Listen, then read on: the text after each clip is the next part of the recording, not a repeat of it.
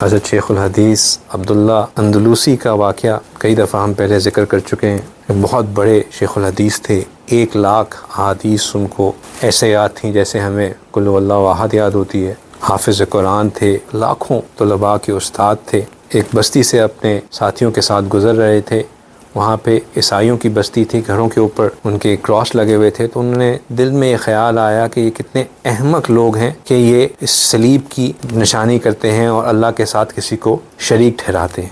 اس بات پہ ان کی پکڑ ہو گئی کہ کیا یہ تمہاری عقل مندی ہے جو تم اللہ کی عبادت میں لگے ہوئے ہو، اور ان کا احمق پنا ہے کہ یہ اس میں لگے ہوئے ہیں، یا کہ اللہ کی رحمت ہے جو تم اس میں لگے ہوئے تھے۔ جتنا انسان کا درجہ اللہ کے ہاں بلند ہوتا ہے اتنی ہی پکڑ سخت ہوتی ہے۔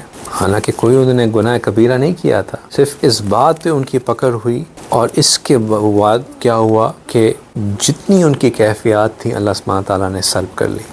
وہ ایک کنویں پہ گئے اپنے لوگوں کے ساتھ کے پانی پیے، وہاں پہ بستی کے کچھ خواتین تھیں، ان میں سے کسی ایک پہ نظر پڑی، اس پہ دل آ گیا، انہوں نے فیصلہ کیا کہ میں بس اب اس بستی میں ہی رہوں گا اور یہاں پہ اس عورت سے شادی کروں گا۔ ساتھیوں کو بھجوا دیا۔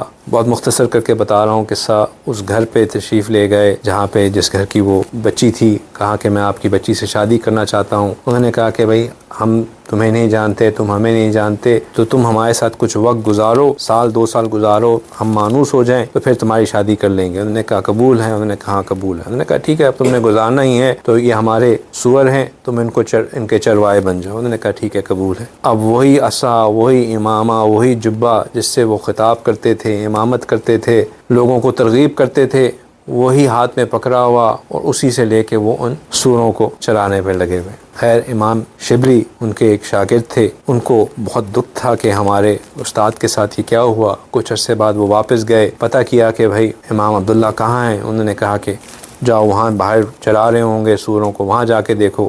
دیکھا، وہاں پہنچے تو واقعی وہی عصا انہوں نے پکڑا ہوا، وہی جس میں وہ خطبہ دیا کرتے تھے، خطاب کرتے تھے، اس عصا سے اب وہ سوروں کو چلا رہے ہیں۔ امام شبلی قریب ہوئے اور فرمایا کہ آپ تو حافظ قرآن تھے، کیا قرآن کی کوئی آیت یاد ہے؟ تو حضرت نے فرمایا کہ نہیں، مجھے سب آیات بھول گئیں، ہاں بس ایک آیت یاد ہے کہ وَمَن يُهِنِ اللَّهُ فَمَا لَهُ مِن مُكْرِمٍ، کہ جسے اللہ ذلیل کرتا ہے تو اسے عزت دینے والا کوئی اور نہیں۔ فرمایا آپ تو محدث تھے، اتنی حدیثیں یاد تھیں، حافظ الحدیث تھے، کوئی تو حدیث یاد ہوگی۔ انہوں نے کہا کوئی حدیث یاد نہیں، بس اتنا یاد ہے کہ من بدل دینہ فاقتلوہ، کہ جس نے اپنا دین بدل لیا اس کو قتل کر دو۔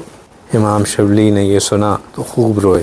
امام اندلس نے جب ان کی حالت دیکھی تو وہ بھی ساتھ رونا شروع ہو گئے، بہت روئے، اور ساتھ یہ فرمانے لگے کہ یا اللہ مجھے آپ سے یہ امید تو نہیں تھی۔ کس طرح ان کے اوپر اللہ سبحانہ تعالیٰ کی آزمائش آئی، کس طرح ایک لمحے نے تمام کی تمام کیفیات کو بدل ڈالا۔ بس اللہ سبحانہ تعالیٰ کو ان کا رونا پسند آ گیا، اللہ سبحانہ تعالیٰ نے وہ کیفیات لوٹا دیں، اور پھر وہ واپس دوبارہ اپنے مقام پہ فائز ہو گئے۔ لیکن یہ سب باتیں سنانے کا مقصد یہ ہے کہ ہم جو کام بھی کریں، ہم جتنی بھی محنت ابھی کر رہے ہیں یا اس کے بعد سے کریں گے، ہمیں اپنے ذہن میں یہ بات رکھنی ہے کہ اس کا کوئی گارنٹی نہیں ہے کہ یہ سب محنتیں اللہ کے ہاں قبول ہیں کہ نہیں ہیں۔ ہمیں ہر وقت اس فکر میں رہنا ہے کہ یا اللہ ان کاموں کو قبول فرما لیجیے۔